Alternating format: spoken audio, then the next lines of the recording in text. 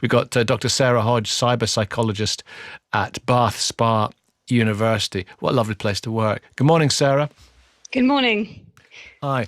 And Finn Wycherley, a social media consultant. Hi there. Hello, Finn. Yeah, fire away. Tell us what you want to tell us. Say what you want to say to us.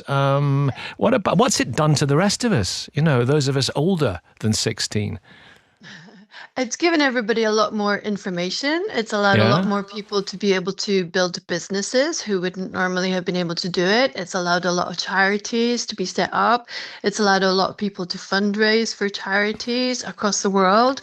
And it's allowed everybody to feel a lot more sense of connection with everybody. So even though obviously there are negative aspects to it, overall, I would say that if you have a positive disposition, it's going to be a tool for enhancing the world and enhancing the community and enhancing your life. However, if you have a negative disposition, then obviously you'll be drawn into the dark side of it all. If you have a positive disposition, can that be changed very quickly because of the propaganda bombardment and very nature of the seduction of it? Can that positive disposition be changed into a negative disposition? Can it alter us as human beings? Yeah, I think if you spend too much time just scrolling around, allowing the algorithms to kind of dictate to you what you're interested in. But essentially, what happens when you go onto your newsfeed is the algorithms have got a reading on the kind of things that you like, and they will feed you more and more of that type of stuff. So if you're interested in anorexia and bulimia, you will find all that kind of content. If you're interested in fundraising for charities, you will find all that kind of content. So if you use the social media and the internet and in fact your devices more mindfully, then you're going to have a much more positive experience. So, but you have to be vigilant and make sure you're not getting dragged into some dark hole. So I would advocate for a lot more education from people so that they understand how it can suck the life out of you and suck the energy out of you. But it also has an enormous opportunity for people to be able to build their businesses, build their charities, and build their personal brands. But we're gullible, aren't we? And we can believe a whole lot of, what's the word I'm looking for that begins with S and ends with T on I mean, the anti-vaxxer stuff, for example, Finn. I don't know if I want to discuss the anti-vax one because we might have different points of view on that. But I think one of the great things about social media... Okay, there we are. There we go. So, Sarah, stay there. It's Dr. Sarah Hodge. Wasn't that interesting? Anyway, cyber psychologist at Bath Spa University. A curtain opens. Sarah, is it good for us? I mean, what a question. I mean, it's to things you've highlighted before. It's a very mixed bag because there are some really positive aspects that can come out from social media, the kinds of stuff it can enable us to do and connect with. But getting sucked into crazy conspiracy theories, present company accepted, Sarah. But you know what, that's a really interesting point because we've mentioned niche, interests. If people have got something quirky that isn't accepted, how do we sort of go about that? Because should people be able to access that information? Because we can now. It's a great sort of thing about the whole debate about how we look at social media, and then obviously the under 16s accessing this information. It's a real minefield, isn't it?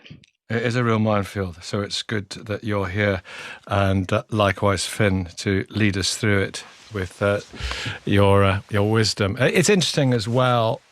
Sarah, that when the printing press came about, there were huge fears from those in authority that ordinary people might be exposed to dangerous ideas, and they might be able to interpret things in their own minds and for themselves, such as religion. So that the grip of power would be loosened from those above, and it would lead to sedition and heresy and all that. I mean, there are echoes. The fantastic democratization of the internet, and in its wake, of course, social media.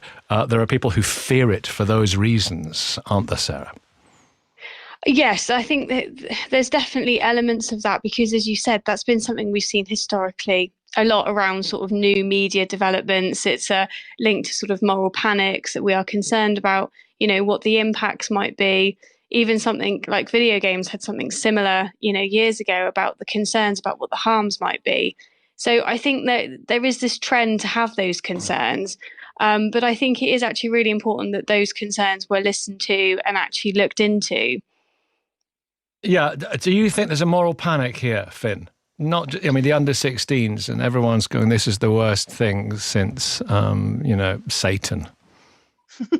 I think it's very important that all topics are open for discussion. I think that, whenever topics are being closed down, whether on social media or by the gatekeepers of mainstream media, then it's obviously power being exerted over what is appropriate and what's not appropriate. So I think whether the kind of sanctioning or the suppression of freedom of speech is coming from traditional forms of media or from the modern forms of media, ultimately the objective is to silence dissent. And I'm very much about the free market of ideas, the free market of communities being able to wrestle with challenging and difficult issues. But can it dull critical thinking if one is sucked into one's own echo chamber where only like-minded people are exposed to you? And that's not a good thing. And that can be deleterious and damaging. Yeah, absolutely. But I mean, I would say that about mainstream media as well. Obviously, with the BBC and all the various agents of media, they are also conducting a kind of pathway towards encouraging a particular point of view. So what has happened with social media is it has allowed everybody to be a much more of media. They are also conducting a kind of pathway towards encouraging a particular point of view. So what has happened with social media is it has allowed everybody to be much more exposed to different points of view, and they find it some people find it very they're exposed to their challenging. own point of view. In what way, for example, does the mainstream media limit people's exposure to other points of view? I mean, when we're talking about vaccinations, for example, when we're talking about LGBTQ issues, when we're talking about immigration issues. What LGBTQ issues and immigration issues do we seek to circumscribe discussion of? I mean, there's a lot of discussion about how these areas are promoted in one way or another, depending on which particular channel you sign into. So obviously, if you're pro one way or another way, then you might be choosing different channels depending on what your. But immigration, we hear from all sides. For example, on immigration. So I don't quite understand your point.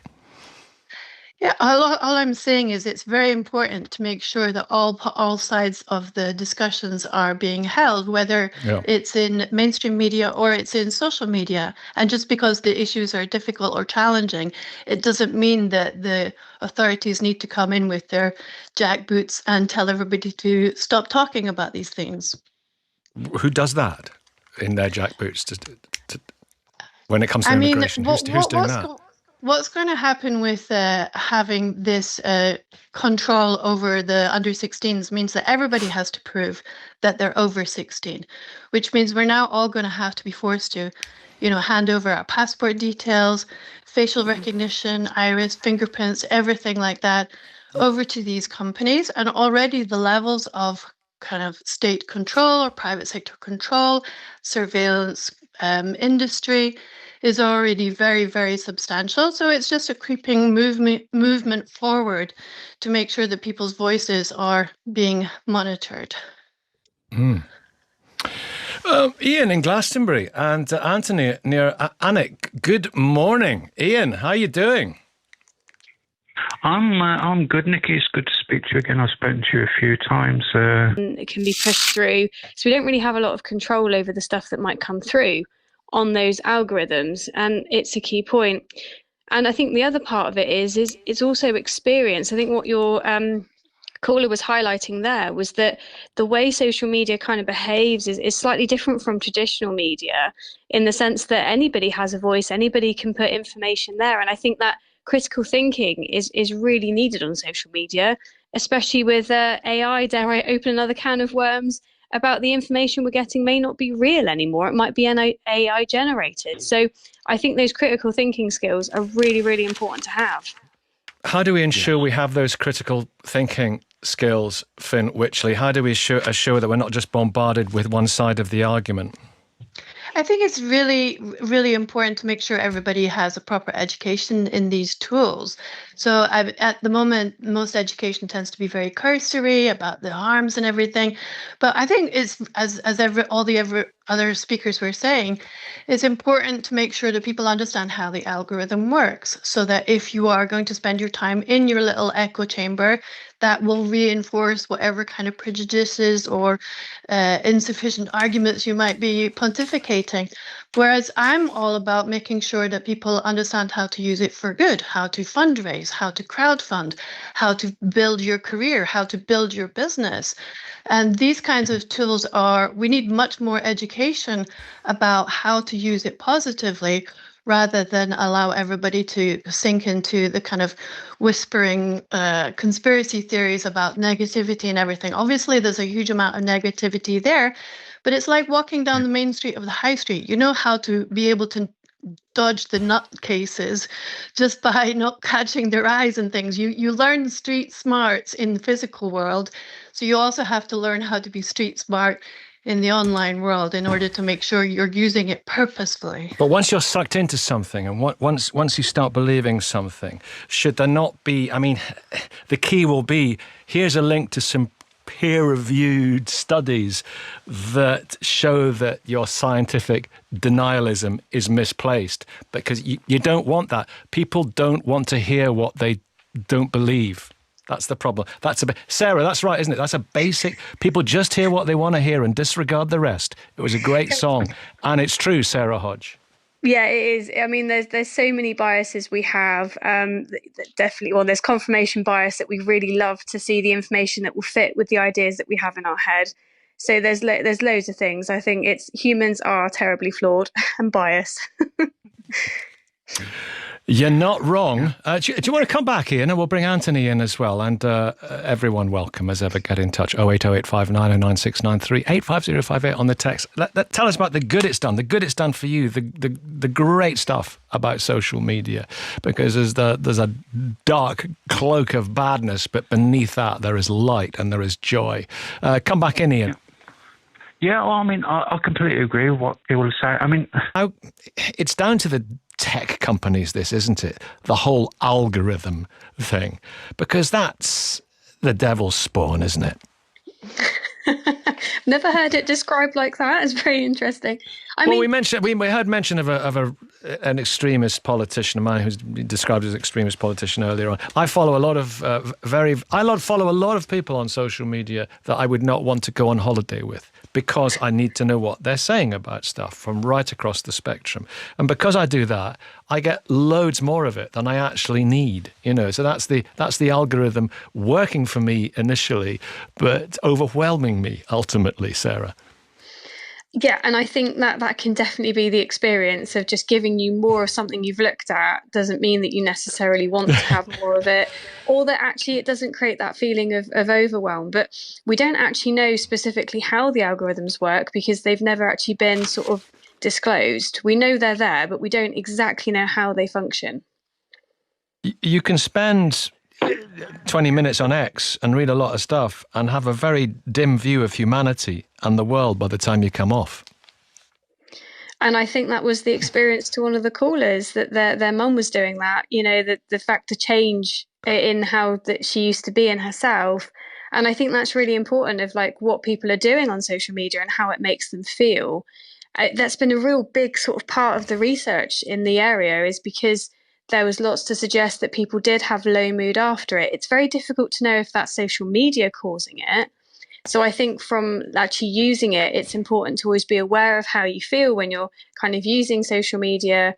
Is it actually uplifting you? Is it not? Because that can tell you what you're doing and how it might be impacting you. And of course... Can I say one final? Yeah, people can what you call shapeshift on AI or on social media using AI.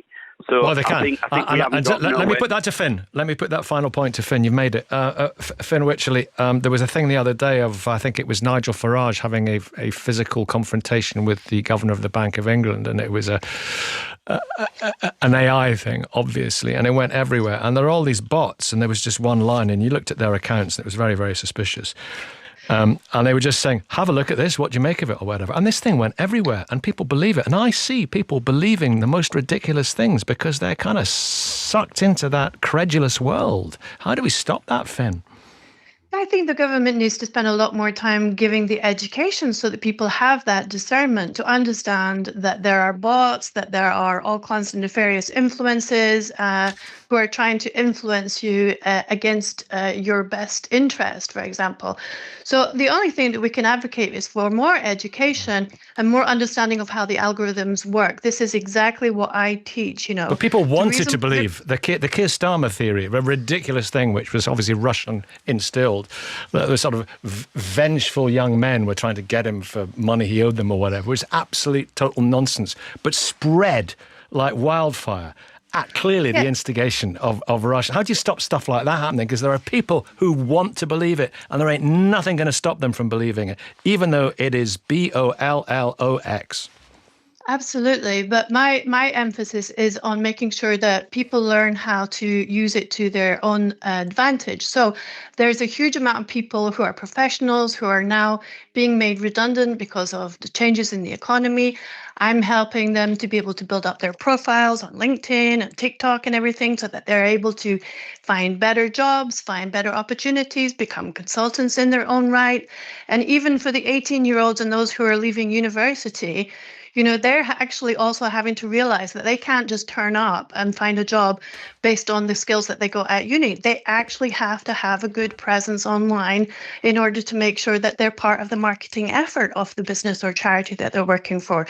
So I'm very, very interested in making sure that all people understand how to use those algorithms so that they can have an advantage in life, or at least not be disadvantaged by the economy at the moment. Okay, thank you very much indeed. At least at university, they do teach critical thinking. Let's have a look at some peer-reviewed scientific evidence. Let's have a look at what the experts actually do say about this, not the conspiracy theorists with their tin hats. Thank you all very much indeed. More to come. It's 9:34. This is BBC Radio 5 Live. The Voice.